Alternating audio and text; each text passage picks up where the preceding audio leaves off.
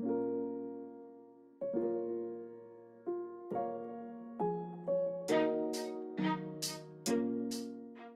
right, so in this lecture, second lecture over chapter 10, alcohols and thiols. So here we're going to look at the physical properties of alcohols and look at the acidity of alcohols and thiols. So for the physical properties, it's mainly review because I cover all of this in general chemistry. So hopefully you remember all of that. And we briefly touched on it at the start of this semester. So typical question, so for example, if I gave you these three molecules and asked you to rank them in order of boiling point. So here I've already showed you what their boiling points are since it's all review. So the alkane is the lowest boiling, and then the ether is middle boiling point, and the alcohol has a substantially higher boiling point. And so what are the factors that affect boiling point?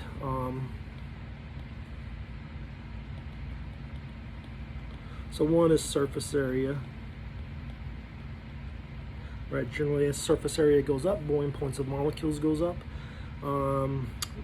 Polarity is a bigger effect though. So polarity in terms of dipole or hydrogen bonding. And hydrogen bonding would be the most important influence of these factors. So the alcohol, of course, can make hydrogen bonds to itself, which is what is important. Doesn't matter if it can make a hydrogen bond to something else, because if we're talking about boiling point, then it's a pure liquid, and if it's a pure liquid, then its only option is the hydrogen bond to itself. And so the alcohol can make hydrogen bonds to itself, and so you have to provide enough energy to break those hydrogen bonds so that molecules can escape into the gas phase by themselves. So the alcohol has the highest boiling point. And why does the ether have a higher boiling point over the alkane? So they both have about the same surface area, right?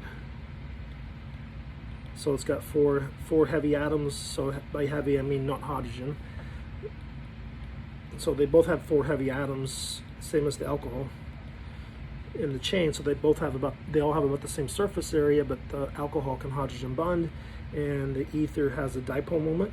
Right, it has a net dipole moment in that direction, so ethers will be naturally attracted to each other as well through a dipole-dipole attraction.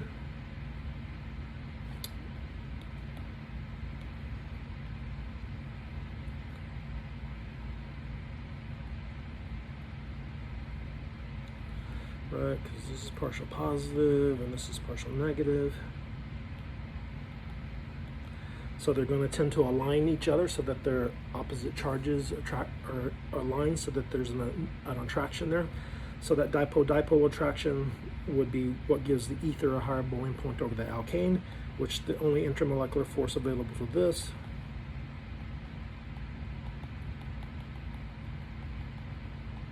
is van der Waals attractions, and those are the weakest. Okay, so then if we had these 3 alcohols and you rank them in order of boiling point, well, they're all alcohols, so they can all make hydrogen bonds, so that's a wash. So then it becomes a surface area effect.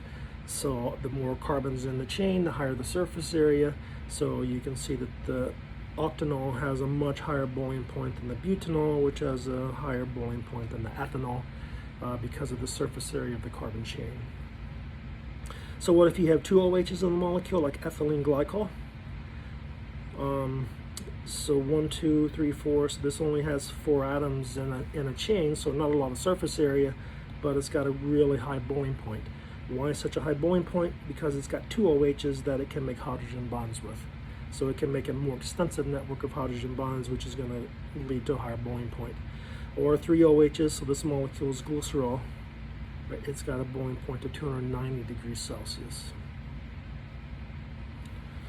Okay, so if we took these 4 alcohols and you rank them in order of boiling point, so they are all C4H10O, so they're all structural or constitutional isomers of each other, but they have substantially different boiling points. And so what factor is at play here? So if you remember this principle, as you increase the branching in the carbon chain, you decrease the boiling point because you're minimizing surface area, right? As you increase the branching, Whoops.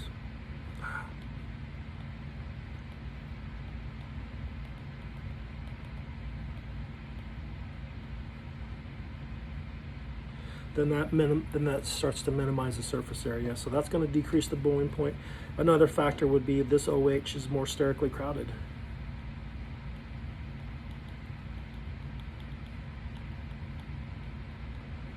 And that will impede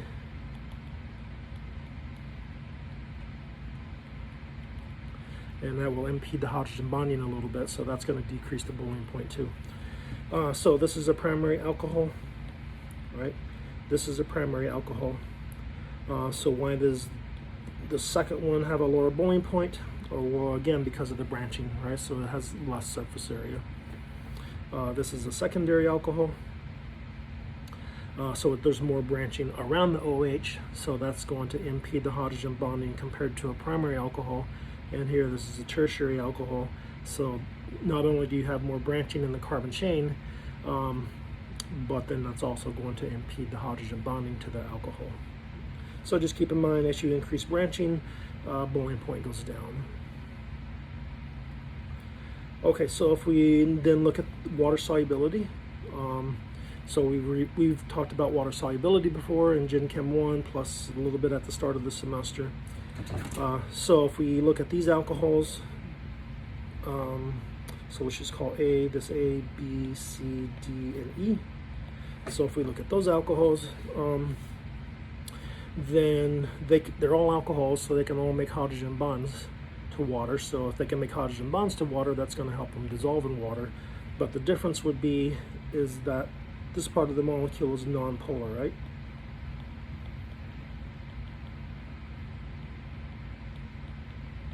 So it's hydrophobic. So that part of the molecule does not like water.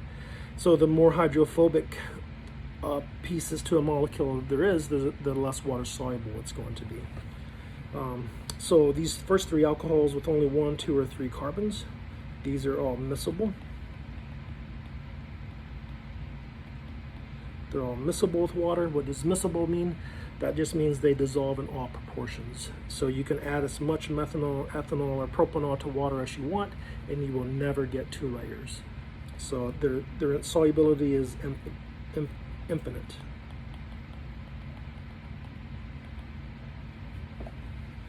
Once you get to 4 carbons, then you start to, the water solubility starts to drop off significantly. So here only 9 grams dissolves in 100 grams of water. So what would happen if you added 9.1 grams of 1-butanol to water? Well, 9 grams would dissolve and the 0.1 gram would not dissolve, so then you would have 2 layers, right? So which layer would be on top would depend on the density. Whichever one is more dense would be on bottom, which is water, and the 1-butanol is less dense, so that 0.1 grams would be on top. And anything beyond 9 grams would not dissolve in the water. So then, as you can see, if we go from 4 carbons to 8 carbons, then only 0.54 grams dissolves in 100 grams of water. So the general rule is around 4 to 5 carbons, water solubility drops off significantly, and so we'll just say anything above about 5 carbons is not water soluble, even though it has slight water solubility to it, like octanol. 0.054 grams dissolves in water, but we will just call that insoluble. Okay, so if we compare these 3 molecules, so they all have 6 carbons. So anything above 6 carbons should not be water soluble, right? So we'll call it insoluble. But the point, what I wanted to compare here, so if we compare the straight chain to the ring, then as you can see, the straight chain has much less water solubility, only 0.6 grams dissolves in 100 grams of water, whereas 3.6 grams of cyclohexanol dissolves in water. So why is the ring more soluble? Is because it has less hydrophobic surface area, right? If you take that linear chain and then wrap it into a ring instead, then that will minimize the surface area, the hydrophobic surface area, and that's going to help it be more water soluble. Or in this case, well, that's a sugar. 180 grams of that dissolves in 100 grams of water. So why is it so much more water soluble? Because of all of the OHs, right? they can hydrogen bond to water. This oxygen can hydrogen bond to water as well. Right, the water can provide the hydrogen, and the oxygen can provide the lone pair that it can hydrogen bond to. So obviously then the more OHs you have, the more water soluble it's going to be.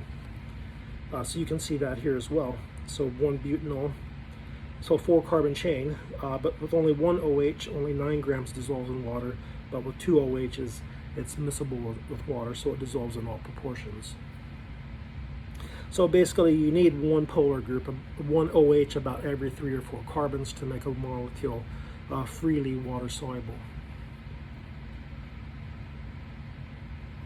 So if we took these 4 molecules, then they're all C4H10, and rank them in order of water solubility.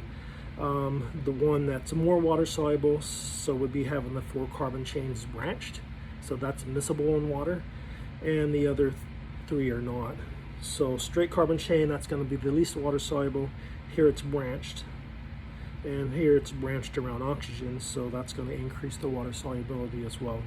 So if you go from primary alcohol to secondary alcohol to tertiary alcohol, then the water solubility increases so long as the number of carbons remains the same. Okay, so that's basically the point to remember for the physical properties. As branching increases, water solubility increases because you minimize hydrophobic surface area, but as branching increases, boiling point decreases for the same reason, because you're minimizing surface area, so you minimize van der Waals attractions. So if we take these two, so the ether and the alcohol, so which one has a higher water solubility? So they both have about the same surface area, right? So we got 1, 2, 3, 4 carbons with an oxygen in the middle, and 1, 2, 3, 4 carbons with an oxygen at the end. So about the same surface area, but as you can see, the alcohol is more water soluble than the ether. So first of all, why does the ether have any water solubility?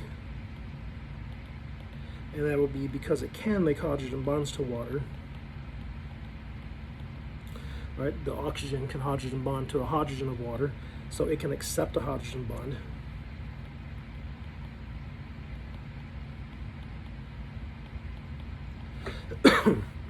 Whereas the alcohol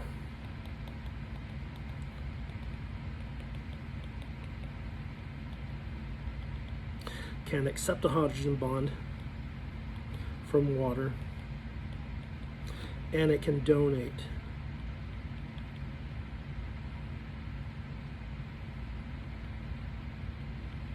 It can donate a hydrogen bond to water. Okay, so again, the more hydrogen bonds something can make with water, the more water soluble it's going to be. Okay, so if we compare alcohols and thiols, so which is a higher boiling point? So ethanol has a boiling point of 78 degrees Celsius, whereas ethane thiol only has a boiling point of 35 degrees Celsius, even though ethane thiol has a higher molar mass than ethanol.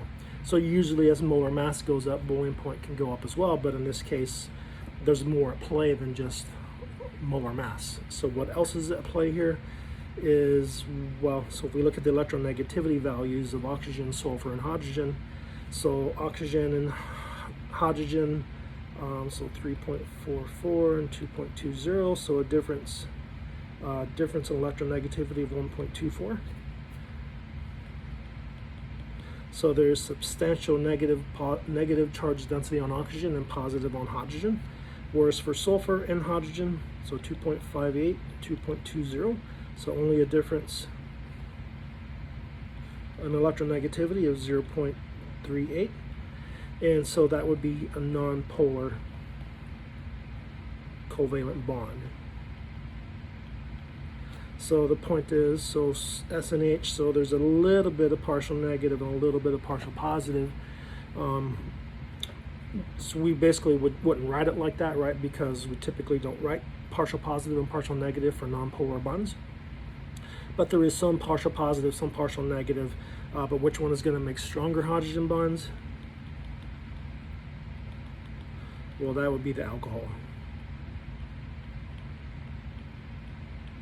Right, because the OH bond is much more polar than the SH bond, so it's going to make much stronger hydrogen bonds, To get that molecule into the gas phase, you have to provide enough energy to break those hydrogen bonds, and then the molecule can escape into the gas phase.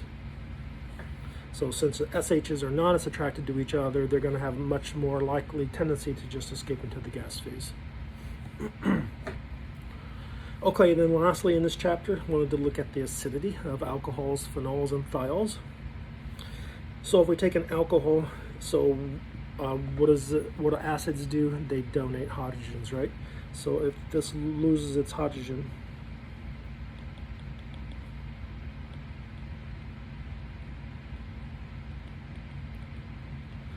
then now you have an extra electron on the oxygen, so you have a lone pair, an extra lone pair.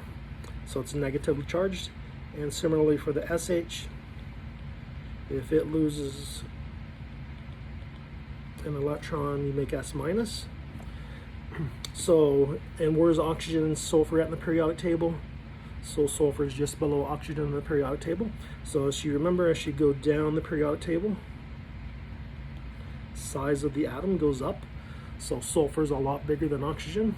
And so the sulfur can accommodate the negative charge better than oxygen can. So S minus is actually more stable than O minus because there's less electron repulsion. So as you go down the periodic table, acidity goes up. So if S minus is more stable than O minus, then S minus is easier to form. So that means the SH wants to lose its hydrogen, will lose its hydrogen easier than the OH will. And you see that reflected in the pKa. So pKa of alcohols are about 16 and thiols are about 10. So if you remember, as pKa goes down, acidity goes up. So thiols are about 10 to the 6 times more acidic than alcohols. And the reason why is it's a size effect. Okay, so if we compare these, the alcohol versus the phenol. Oops. So again, if they lose a hydrogen,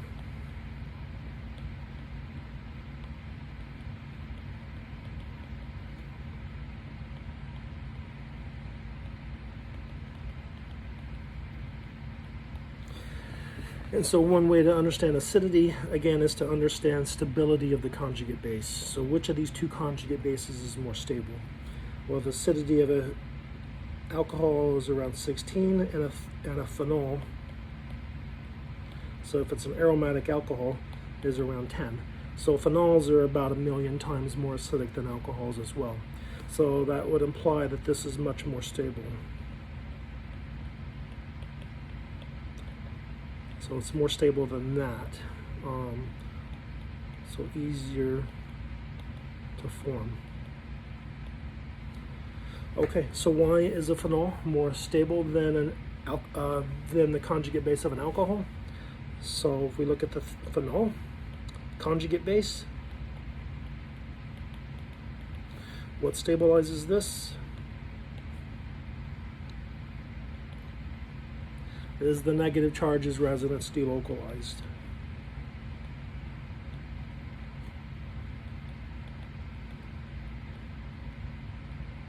Right, so you can put the extra electrons on the second carbon number 2 of the benzene ring, and then we can keep drawing resonance structures. So let's take the lone pair, move it down to the next bond to make a double bond, and then move the next pi bond up to make a lone pair.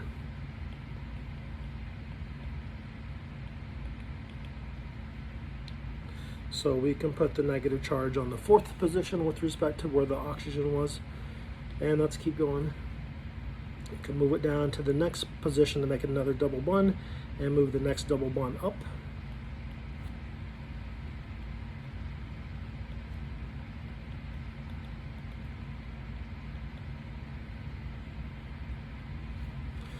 And then one more resonance structure.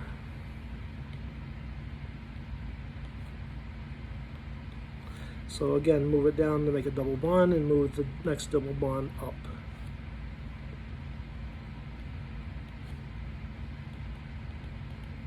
Oops.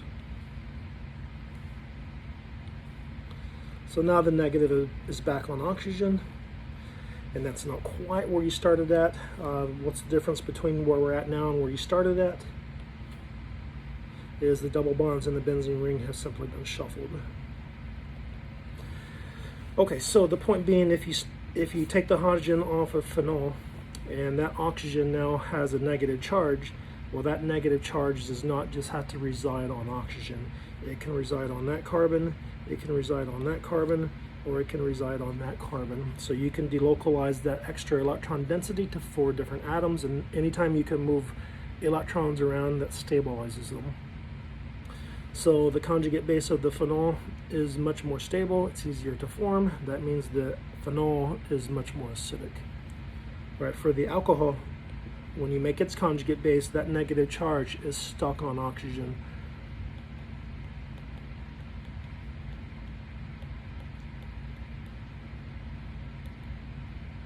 So it's got nowhere to go, and that's less stable.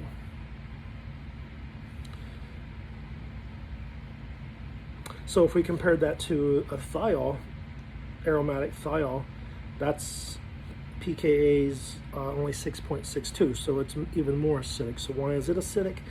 Because it has both a size and a resonance.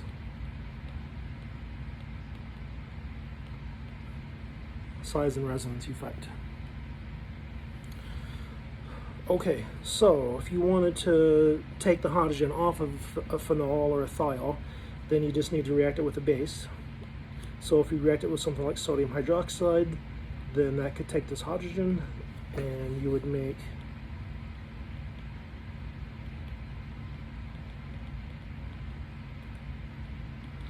the sodium salt of the phenol, right, plus water, and that happens in about 100%. Right, why? Because the pKa of this is about 10, and the pKa of water is about 16. So the phenol is much more acidic to water, so water does not want to give a proton back to the conjugate base of the phenol to remake the phenol. Right, so that equilibrium lies far to the right. And the same is true for a thiol. Hydroxide is a strong enough base to totally deprotonate a thiol.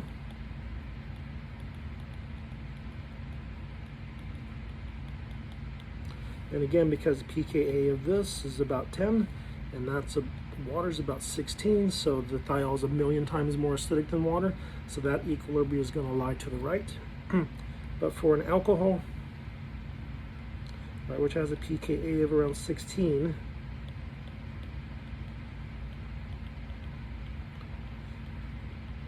so then you make a molecule of water, and water has a pKa of around 16. So these are both equally acidic. So this reaction can go backwards, right? So the conjugate base of the alcohol can take a hydrogen off of water, and then you can remake alcohol and hydroxide. So that would be an equilibrium. So hydroxide is not a strong enough base to deprotonate an alcohol. If you want to deprotonate an alcohol, you need a much stronger base. So to do that, a base like sodium hydride, NaH, is typically used. So H minus can take that hydrogen off,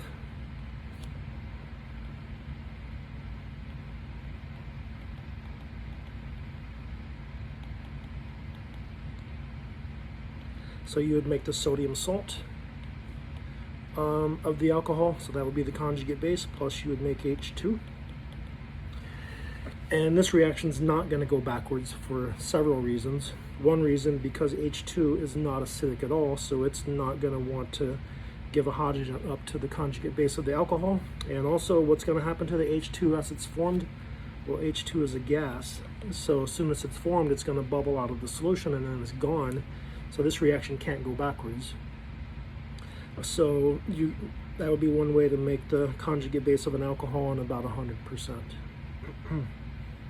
So it can be a dangerous reaction. Why? Because this is an exothermic reaction. So why could it be dangerous? Because that's flammable.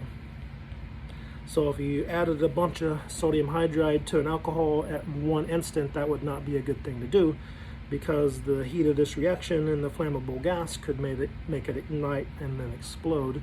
And then of course the alcohol itself is flammable as well. Okay, so you can also make the conjugate base of an alcohol just by reacting it with a group 1 metal, so like lithium, so sodium, or potassium. So basically what happens, so if we just track electrons, let's just keep electrons. So sodium has 1 valence electron. So if it gives that electron, single-headed arrow, right? Because it's 1 electron.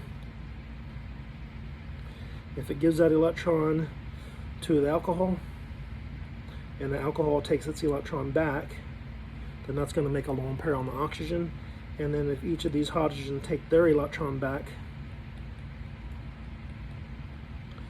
then you could make H2 gas that way, and then you would get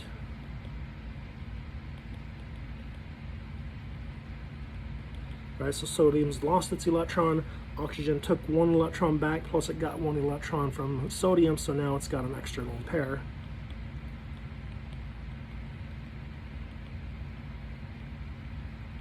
So basically you just need 2 equivalents of alcohol, 2 equivalents of sodium to make 1 equivalent of H2 gas, and then 2 equivalents of your conjugate base.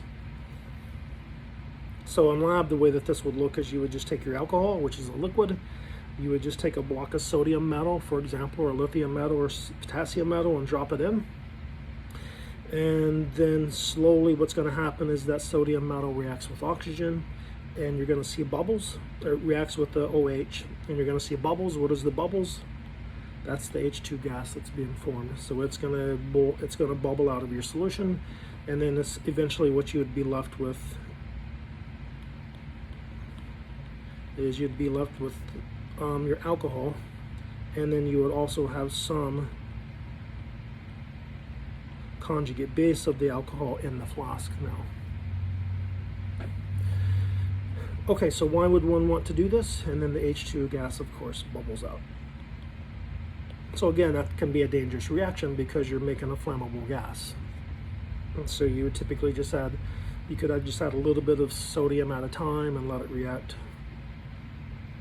So why would somebody want to deprotonate an alcohol or a phenol or a thiol?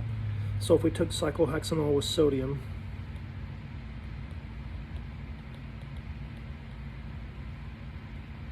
then it makes that, right?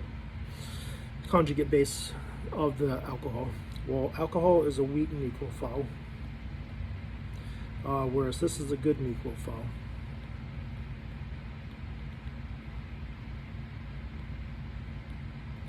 So now you can do SN2 reactions. So if you took that and reacted it with an alkyl halide, take a lone pair on oxygen, make a bond to carbon, kick bromine off, and then you mix sodium bromide side product plus an ether. So you could deprotonate an alcohol and then react it with an alkyl halide to make an ether. So it's known as a Williamson ether synthesis.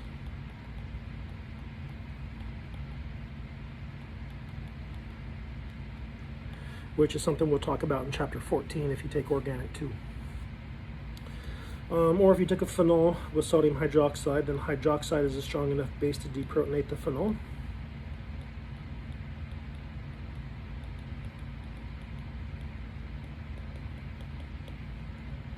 And that's a good nucleophile. So it can do SN2 reactions. So again, if you react it with an alkyl halide, take the lone pair on oxygen, 1 lone pair, make a bond to carbon, kick chlorine off.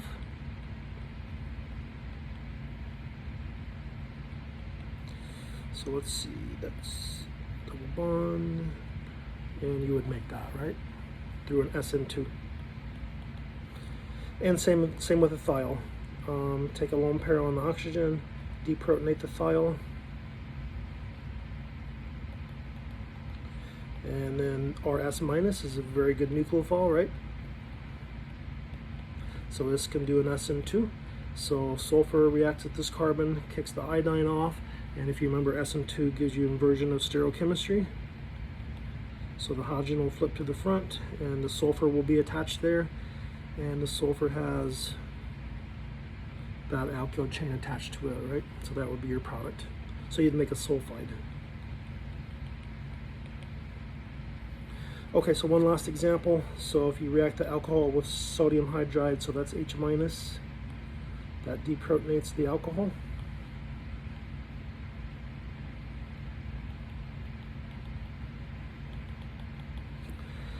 And now you have a good nucleophile, so that can react here to kick the bromine off.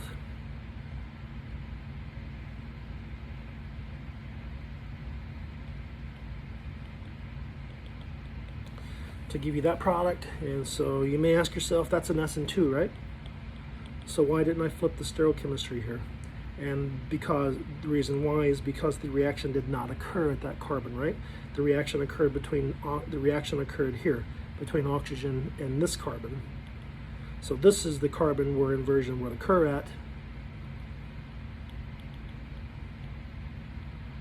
But that carbon's not chiral, so you can't see it. You can't tell. Right, but there's no reaction at this carbon, so you don't flip the stereochemistry at that carbon. Okay, that's it.